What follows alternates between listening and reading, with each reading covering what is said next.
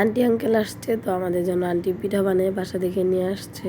তো পাটিসাপলা পিঠা থেকে অনেক খুশি হয়ে গেছি। তো আঙ্কেলে দুধ চা খায় না, সেজন্য আঙ্কেলের জন্য আদা চা বানাইছি। আঙ্কেল আন্টি আম্মু আব্বু কথা বলতেছিল, ঘরে এসে বসার পরে সারপ্রাইজ পাঞ্চ করতে বললো। তো পাঞ্চ করার পরে জেলি চকলেটগুলো দিছে। এই চকলেটগুলো আমার কাছে অনেক বেশি ভালো লাগে। তো আমি একটা ছিঁড়া নিচে আছে যাতে আমার হাত থেকে নিয়ে গেছে। তো এখন রাত 12:05 বাজে। তো নিউ ইয়ারের দিন আমার ভিডিও দিতে অনেক অনেক লেট হয়ে গেছে। তো আমি নয়নমণি নফল নামাজ পড়া এবছরটা শুরু করছি, তার জন্য ছাদে আসতে দেরি হয়েছে। তো সবাই তো অনেক বাজি ফাটাইতেছে, আমার তো দেখে খুব আনন্দ লাগতেছে। ফানুস উড়াইতে আমার কাছে ভালো লাগে, দেখতে ভালো লাগে, বাট ভয়ও করে যে এগুলা যদি কারো বাড়ির চালের উপরে পড়ে তাহলে কি হবে। তো আসসালামু আলাইকুম, সবাই কেমন আছেন? এই তো আলহামদুলিল্লাহ, আপনাদের আমরা সবাই ভালো আছি।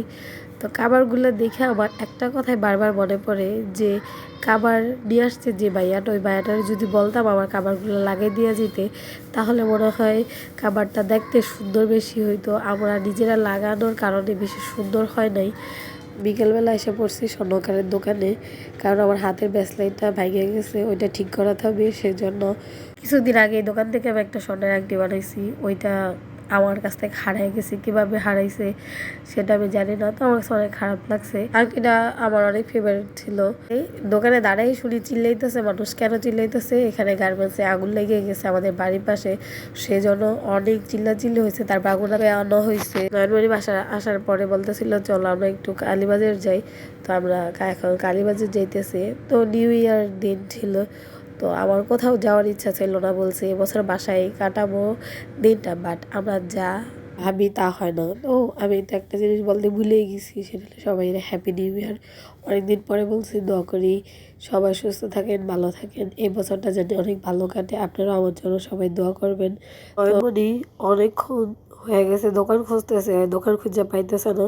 তো আমি বললাম যে চলো একটু সামনে যাই, তাহলে হয়তো পাইতে পারি। বলতে বলতে একটা দোকান পাইছি, নয়নমণি লেডিস জিন্স কিনবো, প্লাজো স্টাইলের। তো ওইগুলো খুঁজে পাইতেছিলাম না, 4-5টা দোকান দেখছি। তো এই দোকান একটা দেখছি, বাট এর কালারটা আমার ভালো লাগে নাই। তো বললো রানীবাজারে যান, ওইখানে হয়তো যা ভালো মানে পাইতে পারেন। এখানে এসে দেখি সত্যি পেয়ে গেছি, প্রথম ঢুকতেই পেয়ে গেছি। পরে এখান থেকে নিয়ে নিয়েছি একটা জিন্স। নেওয়ার পরে এখানে দেখলাম ব্রুজটি এত সুন্দর সুন্দর ছোট ছোট ব্রুজ। তো নয়নমণি বললাম আমরা দুইটা নেই, পরে আমরা দুইটা নিয়ে নিছি। এখানে অনেক লিপ অনেক কিছুই আছে। তো এই জুতাগুলো আম্মুর জন্য অনেক ভালো লাগছে, পরে আম্মুর জন্য জুতাগুলো নিয়ে নিয়েছে। আরও অনেক সুন্দর সুন্দর জুতা ছিল। তো যারা যারা আমার ভিডিওটা দেখতেছেন সবাই আমার ভিডিওতে লাইক শেয়ার করবেন, ইউটিউব থেকে সাবস্ক্রাইব করবেন, ফেসবুক থেকে ফলো করবেন। তো নিউ ইয়ারের দিন বাইরে বের হয়েছি, কিছু তো অবশ্যই খাবো। তো অনেকদিন লুচি আর চিকেন চাপটা খাওয়া হয় নাই, সেজন্য লুচি আর চিকেন চাপটা অর্ডার দিছি। আর এখানে আসার পরে দেখি পুরা মানুষে ভরপুর, কোথাও বসার জায়গা নাই। এই পাশ বলেন ওই পাশ বলে এতগুলো রেস্টুরেন্ট, সবগুলো রেস্টুরেন্ট বুক হয়ে গেছে। তো আমাদের খাবার এসে পড়ছে, দেখে মনে হইতেছে এত মজা হবে। তো সারফাসে যে তোমরা দুইজনে একটা শেষ করো আর আমি আর নর্মনে একটা শেষ করবো, দেখি তোমরা আমাদের সাথে পারো কিনা। তো ওরা 2 ভাই বসে পড়ছে আর আমরা 2 বোন বসে পড়ছি, তো কে আগে শেষ করতে পারে। তো খাবারটা অনেক টেস্ট ছিল।